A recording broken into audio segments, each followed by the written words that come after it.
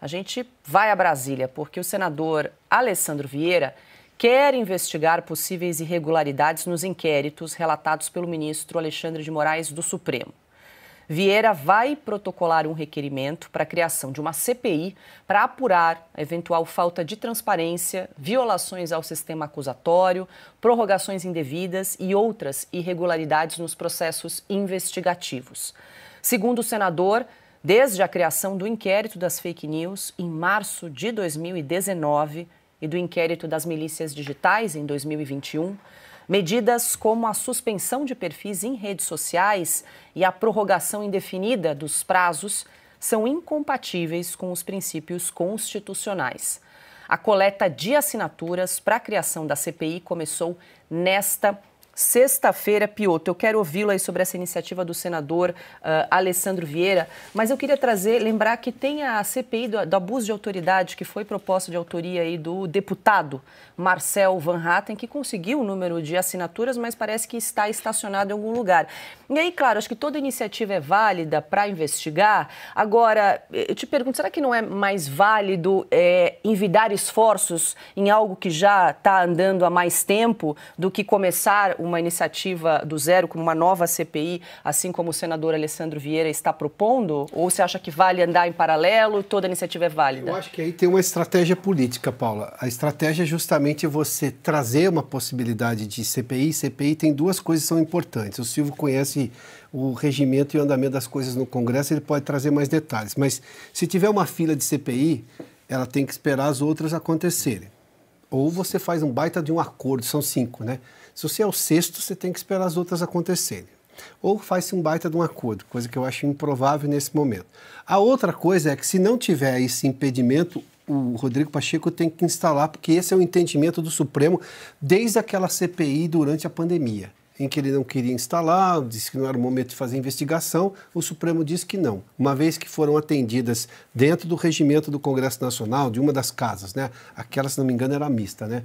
Mas se forem atendidas, ou seja, não tem nenhuma outra na fila, e tem o número mínimo de assinaturas, tem que ser instalado e acabou. Então nós temos essas duas coisas. O que me parece, eu não sei qual exatamente a situação no Senado, mas que é uma estratégia política para toda hora criar um fato novo, neste caso, da necessidade que o Brasil tem aí, é uma questão de coerência de investigar o que está acontecendo. Porque hoje nós temos, de fato, 2 poderes. Embora na Constituição diga em 3. Se a gente levar a sério mesmo, é um só. E se a gente levar a sério, não é exatamente um poder. É 1 ou 2 ministros que estão decidindo de forma monocrática o que o país tem que fazer ou não fazer nas coisas mais importantes do país. O Congresso hoje está a reboque, por omissão, sim, dos 2 presidentes das 2 casas, sobretudo do Rodrigo Pacheco, que é presidente do Senado e poderia tomar uma medida. Ele representa oficialmente o Congresso Nacional.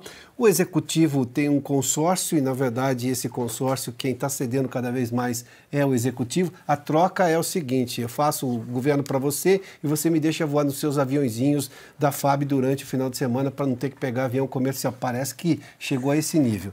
Nesse caso, essa proposta do senador Alessandro Vieira é justamente de criar mais um fato novo para criar de novo esse ambiente de investigação do Supremo Tribunal Federal de todos os abusos, e o nome não é nem mais excessos, são abusos da Constituição praticados pelo Supremo. Vou passar a mesma pergunta aí para o Silvio. Todo esforço é válido nesse momento, Silvio? Você instalar a CPI na Câmara, também no Senado? O Piotr levantou a questão regimental, que só podem 5 CPIs instaladas, mas acredito eu, na Câmara tem espaço, teria espaço para instalar a CPI do abuso de autoridade nesse momento. Pois é, Paula, espaço e assinaturas, porém falta vontade política do presidente da Câmara dos Deputados, Arthur Lira. E agora, no final do mandato dele à frente da Câmara, isso não vai acontecer. Infelizmente, não deve acontecer. CPI, como o Piotr falou, existe uma fila, são 5 comissões funcionando ali simultaneamente. Depois você fica no final da fila e precisa esperar que uma delas seja encerrada no prazo regimental para que outra seja colocada. Tem as CPIs mistas, que funcionam no Congresso Nacional, com a participação de deputados e senadores. E tem aquelas de cada uma das casas no nosso sistema bicameral. Então, eu acho muito difícil que a CPI do abuso de autoridade vá para frente. Aliás, o deputado Marcel Van Hatten coletou essas assinaturas há muito tempo. E cada vez que um escândalo, eu vou chamar de escândalo mesmo, envolvendo ministros do Supremo, como o que nós acompanhamos agora com a tal da vaza-toga, né, as mensagens reveladas pela Folha de São Paulo, mostrando ilegalidades flagrantes cometidas pelo gabinete do ministro Alexandre de Moraes no Supremo Tribunal Federal, que se misturou ao gabinete no Tribunal Superior Eleitoral, apesar de tribunais independentes, eles se misturaram, e em inquéritos que são secretos, sigilosos, então ninguém sabe o que é que está ali, quem é que está ali, como eles se comunicam. Tudo isso aconteceu às escuras e continua acontecendo. Portanto, há sim mais do que subsídios para um pedido de CPI, como o senador Alessandro Vieira pretende. E ele tem experiência nisso, inclusive, ele tem até por formação.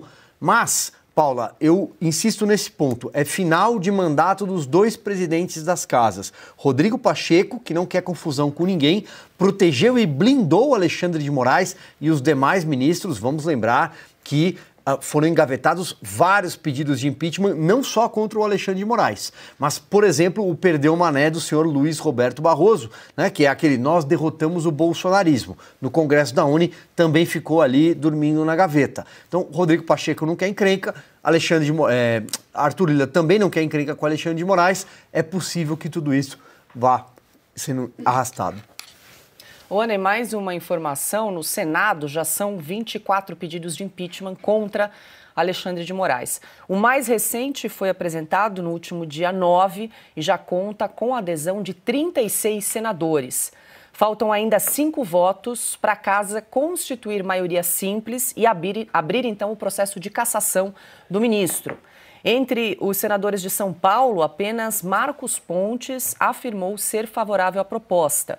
E aí, Ana, a gente já comentou aqui, mas acho que vale, em se tratando aí do maior estado da federação, mais rico, né, entre 3 senadores, só o senador Marcos Pontes, o astronauta, já se manifestou. Mara Gabrilli e Alexandre Giordano, que ficou no lugar do Major Olímpio, que morreu em razão da Covid-19, ainda não se posicionaram sobre o caso. Então, são 36, nós demos esse número na semana passada, ele permanece o mesmo até agora. Paula, eles podem correr por algum tempo, mas a conta uma hora chega, né? E o brasileiro já anda mostrando que a memória não vai ser um dos problemas do brasileiro para as próximas eleições. O brasileiro agora se apaixonou, não diria pela política, mas pelo Brasil, de uma forma como nós não víamos há muito tempo. E isso envolve a atenção nos nomes de todas as decisões que correm no Senado, que correm na Câmara. E eu acho que tem um outro fator também, Paula, dentro desse contexto do Alexandre de Moraes ser alvo de pedido de CPI no Senado, que é a mensagem que o nosso Congresso começa a dar para os investidores aqui fora. Porque antes de ontem eu assistia a Fox News Business, que é um canal que fala apenas sobre negócios, né, afiliado à Fox News normal, e a pergunta para um empresário era exatamente se ele investiria no Brasil ou se ele conhecia outros casos como o do Brasil, onde uma constituição, uma república que tem cara de república, tem cara de democracia, mas que a Constituição está sendo violada de uma maneira insistente. E claro que no caso o assunto era o banimento do X e o confisco dos 18 milhões de reais da Starlink/X, dos cofres, né, das duas empresas para os cofres públicos para pagar a tal multa do Alexandre de Moraes. E havia, sim, uma apreensão, eles estavam apreensivos em relação a futuros investimentos no Brasil. Então, de uma certa forma, Paula, eu acho que a própria CPI no Senado, além dos pedidos de impeachment, além do próprio 7 de setembro, o povo pedindo, demandando responsabilidade à nossa Constituição, isso vai, de uma certa forma, eu não diria aliviando, porque há, sim, um momento de apreensão dos investidores estrangeiros em relação ao Brasil e ao caos na nossa insegurança jurídica, né? Podemos dizer assim. Mas eu acho que o Congresso colocando em pauta uma CPI no Senado ou discutindo um pedido de impeachment, por mais que ele não passe, eu acho que ameniza um pouco esse péssimo perfil que foi criado atualmente sobre investimentos no Brasil e como o nosso campo econômico pode ser profundamente prejudicado por tudo isso que a gente vem vendo, que o Alexandre de Moraes vem cometendo contra o Brasil. Silvio, queria complementar o assunto da CPI. Num bate-bola aqui com o Piotr, a gente levanta a seguinte questão. Isso é uma excrescência brasileira, porque a CPI ela tem poder constitucional, ela tem prerrogativa, por exemplo, uma quebra de sigilo bancário, sigilo fiscal, sigilo telefônico, mas ela vai quebrar o sigilo de um ministro do Supremo Tribunal Federal que pode julgar essa quebra inconstitucional. Então você vai quebrar o sigilo de alguém que vai julgar. Porque eles são 11, é a última corte recursal do país. A quem recorrer? Eles vão recorrer, inclusive, a eles mesmos. Né? Então a gente cria uma excrescência, né? É o cachorro correndo atrás do rabo. O nó institucional, e só para deixar muito claro, até outro dia o Supremo não era tão importante, sempre foi importante, mas não era tão evidente, tão participante, porque a lógica constitucional é muito clara. O Supremo cuida da Constituição. E era o Supremo quem tinha poder, né, por decisão colegiada, de conter excessos quando, por exemplo, o Legislativo passava do ponto, ou o Executivo passava do ponto e o Congresso não conseguia remediar. Aí o Supremo ia lá e falava, segundo a Constituição, isso não pode acontecer. O fato que nós temos agora, e essa talvez seja a excrescência que o Silvio faz menção, é que quem se agigantou e passou dos limites constitucionais de atuação e está abusando da lei é justamente o Supremo. Quem vai conter? Uma CPI, por exemplo, como o Silvio fez menção, e está muito claro isso daí. A CPI vai lá e decide, tá bom, vamos ter que quebrar o sigilo bancário dos ministros todos. O que faz esse ministro investigado? Recorre ao Supremo pedindo, escuta... Ele recorre ao amigo. Aí eu tenho, no mínimo, espírito de corpo. Eu tenho que considerar, no mínimo, espírito de corpo. E espírito de corpo, no caso do Supremo, a gente já viu o que aconteceu. Com todas essas notícias evidentes que a gente viu, envolvendo o ministro Alexandre de Moraes, os abusos, excessos. Vamos lá, o Supremo lá atrás, por 10 votos a 1, são 11 ministros, 10 votos a 1, com exceção do ministro Marco Aurélio Mello, considerou que sim, poderia abrir um inquérito de ofício. E aí a caixa de Pandora foi, digamos, arrebentada. Não é que precisa voltar a caixa de Pandora, eles arrebentaram a caixa de Pandora, não tem mais limite. E essa falta de limite é que nenhum dos poderes consegue hoje, neste momento, segurar o Supremo.